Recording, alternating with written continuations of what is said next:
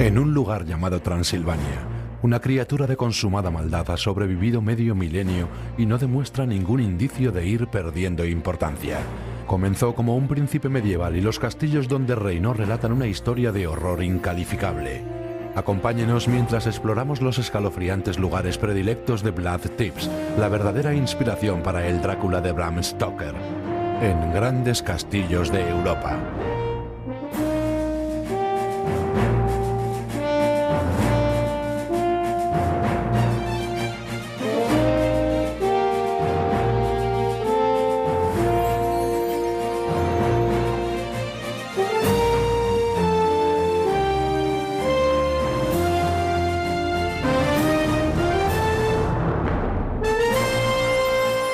Los Grandes Castillos de Europa.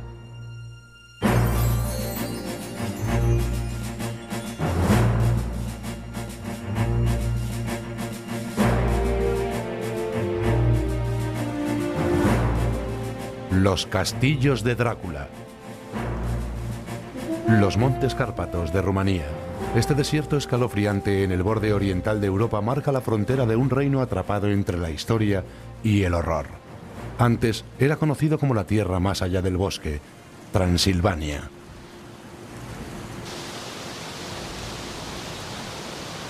Aquí, desde la Edad Media, historias de maldad sobrenatural han florecido entre sus paisanos. Historias de un diablo que crecen más fuertes a través de actos abominables y de una región de oscuridad no tocada por Dios.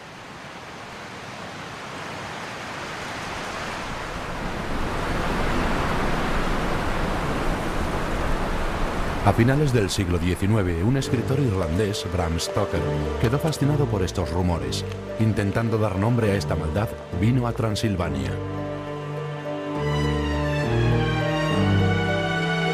Según muchos relatos, el rastro le llevó hasta el pueblo de Brasov, a una fortaleza de misteriosa belleza llamada Castillo de Bran.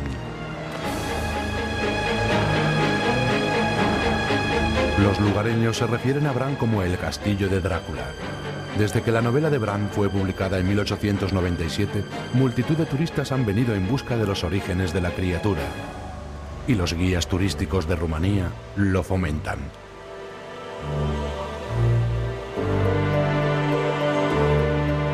Para los aficionados a lo macabro, el castillo se ha convertido en un lugar de homenaje. Pero el inquieto espíritu conectado con este sitio es mucho más extraño de lo que los buscadores de vampiros creen.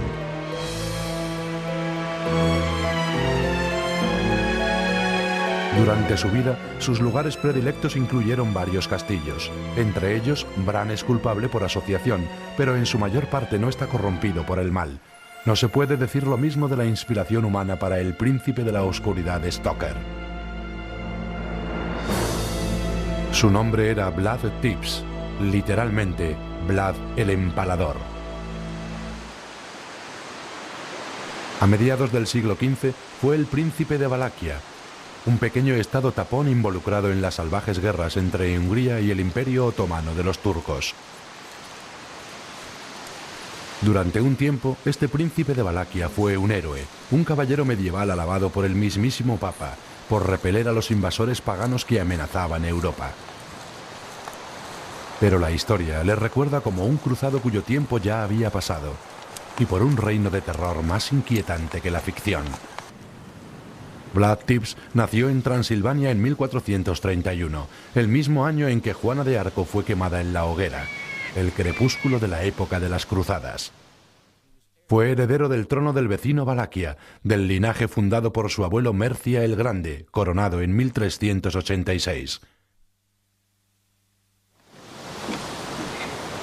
Desde que tenía 7 años, Vlad fue adiestrado en la disciplina de la caballería y las obligaciones de la corona de Valaquia.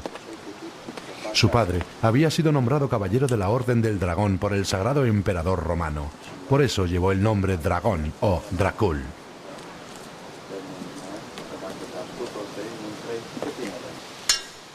Al igual que su hijo, desde que nació, Vlad fue obligado a coger la espada en el nombre de Cristo. Para la nobleza de esas décadas de peligro, la caballería no era una tradición idealista, significaba la mismísima supervivencia.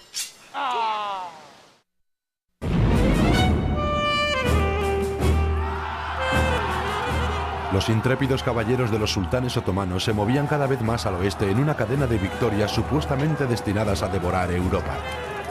En 1453, el derrumbamiento de la cristiandad retumbaría a lo largo del continente, la caída de Constantinopla.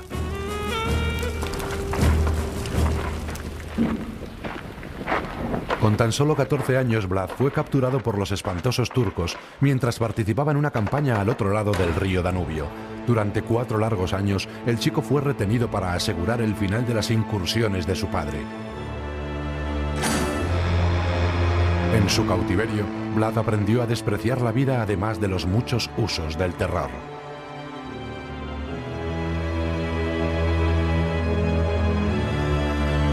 Con el hijo de Drácula encadenado, Valaquia se encontraba solo a un paso del gran imperio de Hungría.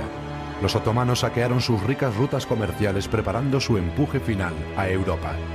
Bajo la espada musulmana, todo Valaquia suplicó a gritos que alguien les salvase.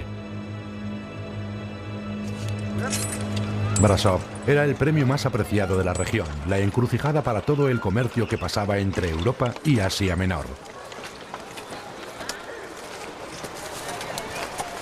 En 1395, el abuelo de Vlad, Mercia, había ganado el derecho de imponer un impuesto del 3% en todos los bienes que pasaban por allí. Los ingresos de esta tarifa hicieron rica a la clase alemana de Brasov.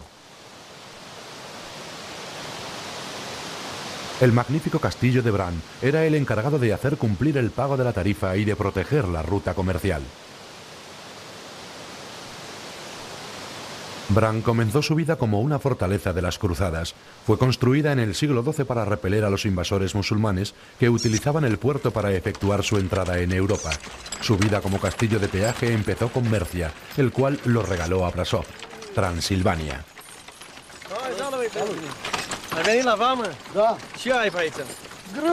Los soldados de Bran guardaban la ruta comercial y recogían parte de los ingresos del pueblo. Una caravana constante de algodón, especias y productos aseguraba la prosperidad de Brasov.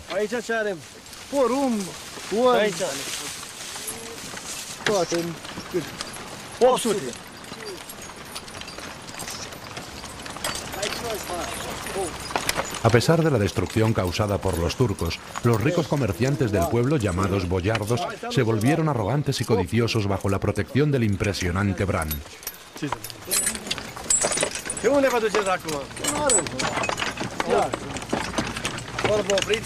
Cumpliendo con su papel de guarnición militar, el interior de Bran es majestuoso y espartano. La distribución de la planta baja consta de 4 torres que rodean un patio de forma irregular. No más de 30 soldados vivían aquí a la vez. Durante las emergencias, un ejército más grande podía ser movilizado desde Brasov. Para proteger a los que estaban dentro, los tejados del patio interior estaban muy inclinados. La artillería enemiga era desviada en vez de penetrar en la residencia.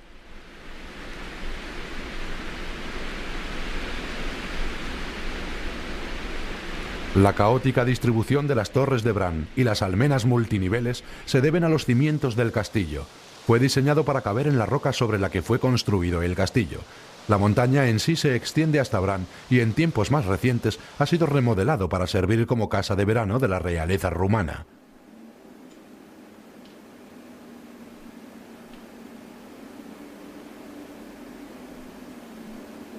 Pero Bran estaba demasiado aislado. Probablemente contenía demasiadas memorias de la familia real que la controlaba hacía 600 años. Este es el documento con el que el abuelo de Vlad Tepes, Mercia, otorgó poder y privilegios a Brasov y a su protector, el castillo de Bran.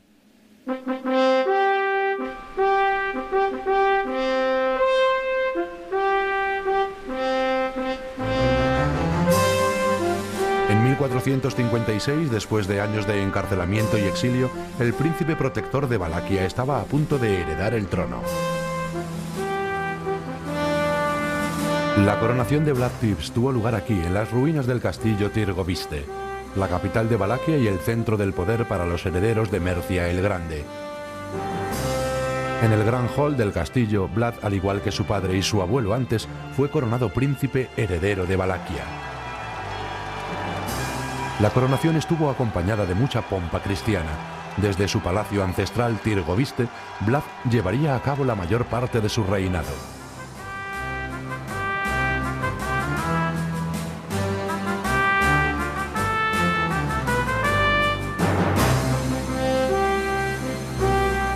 Ahora, mientras el caballero aceptaba la corona, la amenaza turca estaba en su punto cumbre. En Valaquia, Vlad se convertiría en el héroe del pueblo por hacer que los turcos pagasen por sus crímenes. Pero antes de empezar su guerra sagrada, el príncipe tuvo que apaciguar el rencor que guardaba contra los aristocráticos boyardos de la zona. En su opinión, su influencia amenazaba la independencia de Valaquia.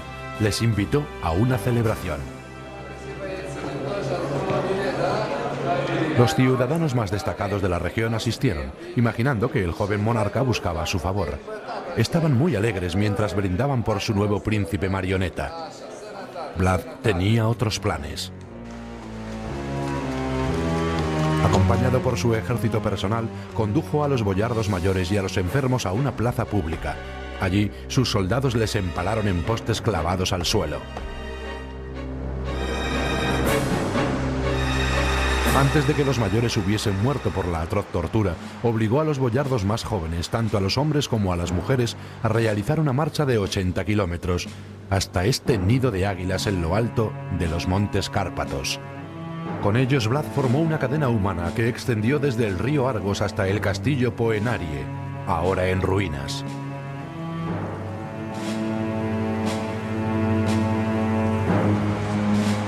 Allí, su abuelo Mercia había construido los cimientos.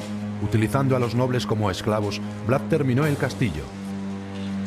Para entonces 200 boyardos habían fallecido, empalados, muertos de frío o habrían caído desde la cumbre.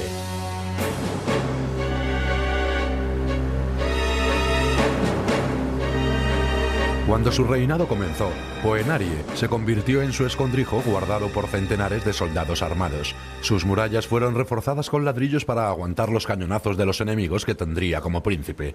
Ahora, con tan solo 25 años, los planes de Vlad para Valaquia y para él mismo eran verdaderamente visionarios. Desde su fortaleza, el valiente príncipe tenía la intención de conseguir la independencia de Valaquia de los imperios que la dominaban, Hungría y los turcos otomanos. Una nación libre emergería, diferente a cualquier otra en Europa, hasta mediados del Renacimiento. El príncipe, cuyos sellos oficiales se ven aquí, sería aceptado como un gran gobernador europeo. Valaquia se vería libre de sus atormentadores.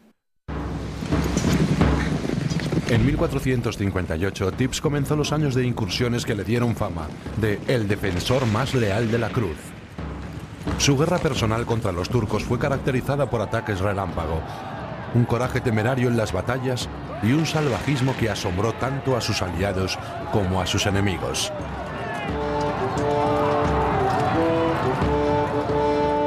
Al comienzo de esta era, el Papa Pío II alabó los éxitos del cruzado.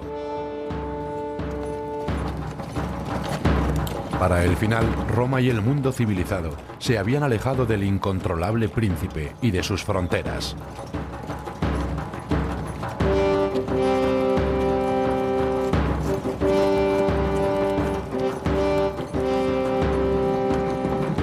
En 1461, después de una incursión contra la fortaleza turca Giurgiu, Vlad capturó miles de prisioneros turcos. Estos, junto con unos 20.000 alemanes y búlgaros e incluso algunos valacos, fueron empalados en altos postes cerca de su capital, Tirgoviste.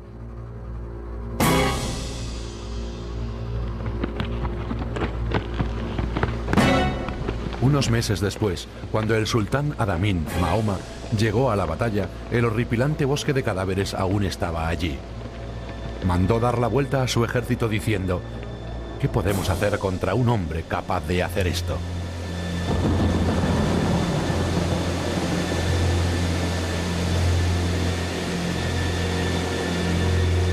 Para 1460, los turcos habían adoptado un nombre especial para el hijo de Drakul, Kaziklu Bey, el empalador. Pero los excesos del príncipe no eran patrimonio exclusivo de los turcos. Empaló a embajadores extranjeros por insultos imaginados, a estudiantes alemanes acusados de ser espías y a amantes por supuestas infidelidades. Para el final de su reinado había asesinado a 100.000 de sus propios compatriotas. una quinta parte de la población de Valaquia.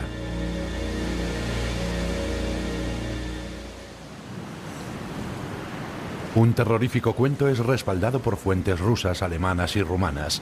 Según ellos, Vlad invitó a cientos de los enfermos y pobres de Valaquia a un lujoso banquete cerca de Tirgoviste.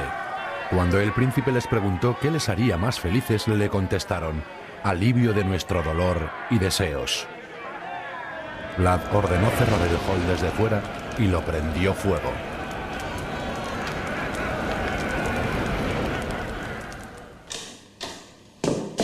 Para 1462, el rey Mateo de Hungría había oído suficiente.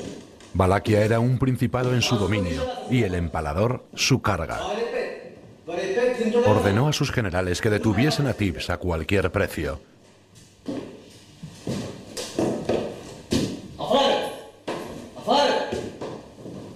Pero ahora Vlad se dirigía hacia ellos.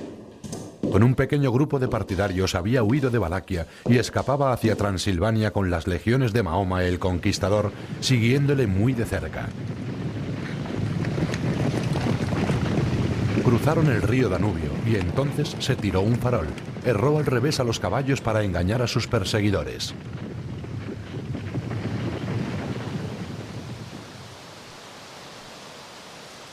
Vlad sin ninguna duda se llenó de alegría al ver el ejército de su antiguo aliado Mateo. Incluso es posible que pensara que habían venido a ayudarle. En vez de esto, le encadenaron. Fue encarcelado en algún lugar de Transilvania, quizás incluso en el mismo castillo Bran. Su segundo encarcelamiento duró 12 años, y durante este tiempo la pista de Vlad Tepes, el histórico Drácula, se difumina.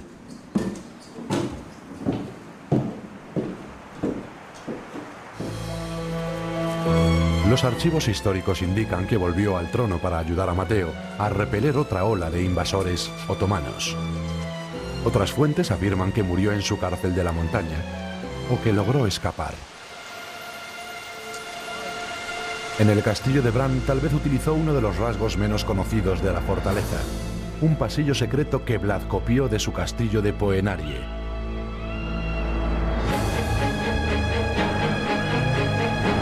Al cabo de poco tiempo, la leyenda del empalador se unió a historias sobre una criatura del este de Europa, el vampiro.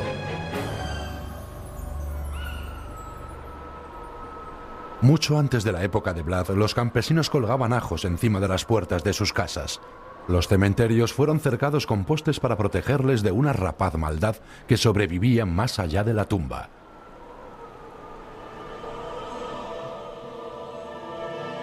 Los editores alemanes provocaron la fama del empalador. En 1499 aparecieron panfletos contando la barbaridad del príncipe contra los boyardos de Valaquia. Para entonces el empalador había asumido el nombre escalofriante por el que se le conoce hoy, Drácula, el cual significa hijo de Dracul y el diablo. Ni siquiera el enterramiento del príncipe alivió a los campesinos de la región. Este es el lago Snagov, en Valaquia, ahora llamada Rumanía. En su isla deshabitada solo existe una estructura: un monasterio donde se encuentra la tumba de Drácula. En la cumbre de su carrera, Drácula ordenó que el monasterio fuese erigido con el fin de que, de alguna manera, sus pecados fuesen expiados. Dentro hay una sola tumba, tenebrosamente vacía. En este siglo, repetidas excavaciones han descubierto solo fragmentos. Las consecuencias son muy claras.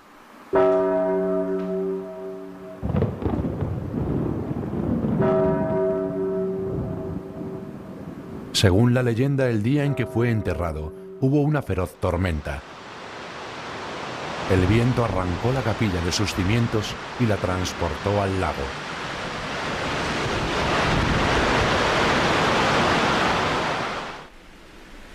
Si Stoker empleó Bran como modelo para el castillo de Drácula, exageró sus rasgos, pero capturó su esencia.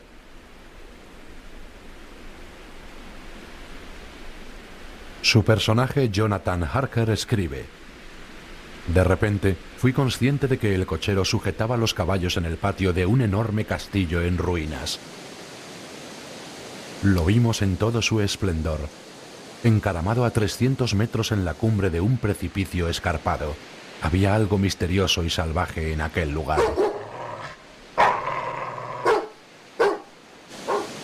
El genio de Stoker trata de reunir los relatos de los pueblos rumano y alemán con su fuente, el histórico Drácula. Si no fuera por el fenomenal éxito de la novela, tal vez Stoker y sus otras historias de terror serían desconocidos. Pero es difícil creer que el extraordinario personaje de esta parte de Rumanía desapareciese para siempre. De algún modo, la herencia del príncipe medieval de Valaquia habría surgido de nuevo. El profesor Van Helsing del libro de Bram Stoker describe al vampiro en términos que crean un epitafio adecuado para el verdadero príncipe de la oscuridad. Los muertos no mueren como una abeja al picar una sola vez. Su astucia crece con los tiempos. Solo se hace más fuerte, y al ser más fuerte, tiene aún más poder para llevar a cabo el trabajo del mal.